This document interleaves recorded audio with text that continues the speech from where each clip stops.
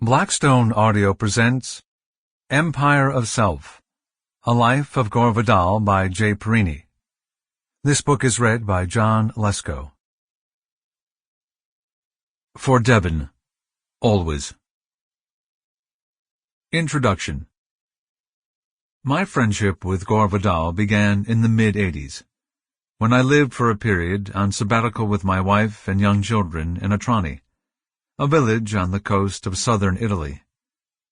We rented a small stone villa on a cliff overlooking the sea, with a view to Salerno to the south and Capri just out of sight to the north. The bay glistened below us, almost too bright to bear, with fishing vessels departing each morning in search of mullet, mussels, mackerel, tuna, and squid that would be unloaded in the afternoon and sold in wooden barrels by the dock.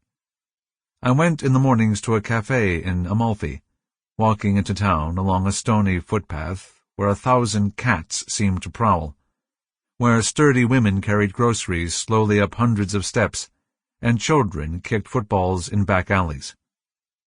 The smells of laundry soap, cat piss, and wildflowers were ubiquitous.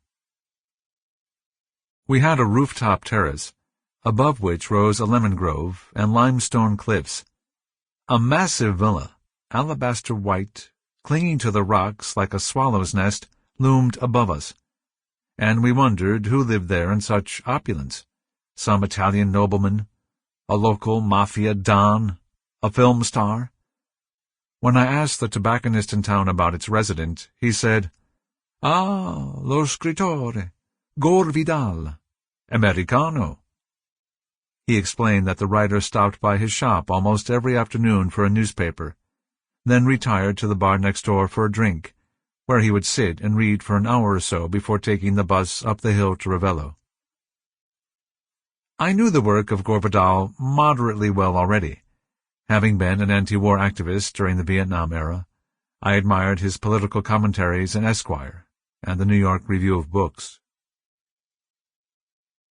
I never forgot his fiery debates with William F. Buckley during the presidential conventions of 1968, especially during the siege of Chicago. He had held his ground, driving Buckley mad with his relentless logic and unflappable manner. I had read half a dozen of his novels, including Julian, Myra Breckinridge, Burr, and Lincoln. Needless to say, I wanted to meet him.